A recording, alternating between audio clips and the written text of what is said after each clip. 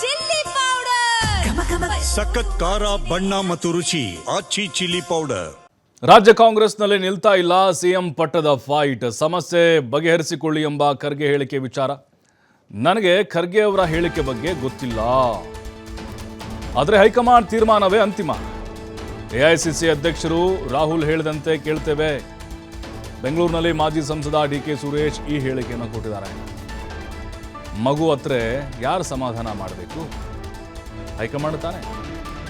ಅಂದರೆ ಮತ್ತೆ ಹೈಕಮಾಂಡ್ ಕಡೆ ಬೊಟ್ಟು ಮಾಡಿದ್ದಾರೆ. ಖರ್ಗೆ ಅವರು ನೋಡಿದರೆ ಹೈಕಮಾಂಡ್ ಕಡೆ ನೀವು ಮುಖ ಮಾಡಬೇಡಿ, ಎಲ್ಲವೂ ಲೋಕಲ್ ಲೀಡರ್ಸ್ಗಳೇ ಬಗೆಹರಿಸ್ಕೊಳ್ಳಿ ಅಂತ ಹೇಳಿದ್ರು.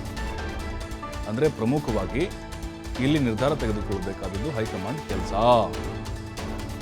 ಇನ್ನು ಕೆ ಎನ್ ರಾಜಣ್ಣ ಅವರು ಕೂಡ ನಮ್ಮ ಪಕ್ಷದ ನಾಯಕರು, ಅವರನ್ನು ಇವರನ್ನು ಅವರು ಭೇಟಿ ಆಗ್ತಾರೆ. ಅದರಲ್ಲಿ ಏನಿದೆ, ಸಹಜವಾದಂಥ ಒಂದು ನಡವಳಿಕೆಗಳಷ್ಟೇ. ರಾಹುಲ್ಗೆ ಪತ್ರ ಬರೆದ ಬಗ್ಗೆ ಅವರನ್ನೇ ಕೇಳಬೇಕು ಅಂತ ಮಾಜಿ ಸಂಸದ ಡಿಕೆ ಸುರೇಶ್ ಅವರು ಹೇಳಿದ್ದಾರೆ.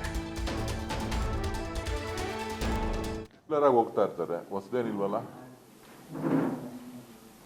ರೆಗ್ಯುಲರ್ ಆಗಿ ಹೋಗ್ತಾ ಇದ್ದಾರೆ. ಇವತ್ತು ಜಲಶಕ್ತಿ ಮಂತ್ರಾಲಯದಲ್ಲಿ ನದಿ ಜೋಡಣೆಗಳ ಬಗ್ಗೆ ಮೀಟಿಂಗ್ ಇದೆ. ಅದ್ರ ಜೊತೆಗೆ MGNRA ನರೇಗಾ ವಿಚಾರದಲ್ಲಿ ಪ್ರಿಯಾಂಕ್ ಖರ್ಗೆ ಅವರು ದೆಹಲಿಯಲ್ಲಿ ಒಂದು ಸಭೆಯನ್ನು ಕರೆದಿದ್ದಾರೆ. ಸೊ ಅದ್ರ ವಿಚಾರವಾಗಿ ಭೇಟಿ ಮಾಡಲಿಕ್ಕೆ, ಮಂತ್ರಿಗಳನ್ನು ಭೇಟಿ ಮಾಡಲಿಕ್ಕೆ ಹೋಗಿದ್ದಾರೆ. ಹೇಳ್ತಾರೆ ಅದರಂತೆ ಮಾಡ್ತೀವಿ. ನನಗೆ ಗೊತ್ತಿಲ್ಲ ಹೈಕಮಾಂಡ್ ಏನು ಹೇಳ್ತಾರೆ ಅದರಂಗೆ ನಡೆಯುತ್ತೆ. ರಾಹುಲ್ ಗಾಂಧಿ ಅವರು ತೀರ್ಮಾನ ಮಾಡ್ತಾರೆ. ಈಗ ಸತ್ಯತಿನ್ ಕೇಳಿನಿ, ಹೈಕಮಾಂಡ್ ಏನು ಹೇಳ್ತದೆ ಅದನ್ನು ಕೇಳ್ತೀವಿ ಅಂತ ಎಲ್ಲರೂ ಹೇಳಿದ್ದಾರೆ. ಸೊ ಹಾಗಾಗಿ ಹೈಕಮಾಂಡ್ ತೀರ್ಮಾನವೇ ಅಂತಿಮ.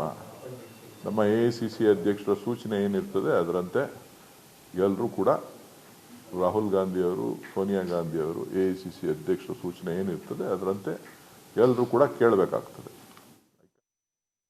ಹಿರಿಯ ಮುಖಂಡರು ಎಲ್ಲರೂ ಭೇಟಿ ಮಾಡ್ತಾ ಇರ್ತಾರೆ. ಇವ್ರು ಅವ್ರನ್ನ ಭೇಟಿ ಮಾಡ್ತಾರೆ, ಅವ್ರು ಇವ್ರನ್ನ ಭೇಟಿ ಮಾಡ್ತಾರೆ. ಅದರಲ್ಲೇನು ವ್ಯತ್ಯಾಸಗಳೇನಿಲ್ಲ, ಅವ್ರನ್ನೇ ಕೇಳಬೇಕು. ಪಕ್ಷದ ವರಿಷ್ಠರನ್ನ ಭೇಟಿ ಮಾಡೋದು ಅವರವರ ಹಕ್ಕು. ಅವರು ಅವರ ಪ್ರತಿಪಾದನೆಗಳು ಮಾಡ್ತಕ್ಕಂಥದ್ದು ಅವ್ರಿಗೆ ಸೇರಿದಂಥ ವಿಚಾರ. ಸೊ ಹಾಗಾಗಿ ಅದ್ರ ಬಗ್ಗೆ ನಾನು ಹೇಳಲಿಕ್ಕೆ ಸಾಧ್ಯ ಇಲ್ಲ. ಈಗ ಮಗು ಹತ್ರ ಯಾರು ಸಮಾಧಾನ ಮಾಡೋರು? ತಾಯಿನೇ ಸಮಾಧಾನ ಮಾಡಬೇಕು, ಇಲ್ಲ ತಂದೆ ಸಮಾಧಾನ ಮಾಡಬೇಕು, ಇಲ್ಲ ಪೋಷಕರು ಸಮಾಧಾನ ಮಾಡಬೇಕು. ಇಲ್ಲೂ ಕೂಡ ಏನೇ ವಿಚಾರಗಳಿದ್ರೂ ಕೂಡ, ಏನಾರ ಸಮಸ್ಯೆಗಳಿದ್ರೆ ಹೈಕಮಾಂಡ್ ಅದನ್ನು ಗಮನಿಸ್ತದೆ. ಸೊ ನಮ್ಮ ಪಕ್ಷದಲ್ಲಿ ಸ್ವತಂತ್ರವಾಗಿ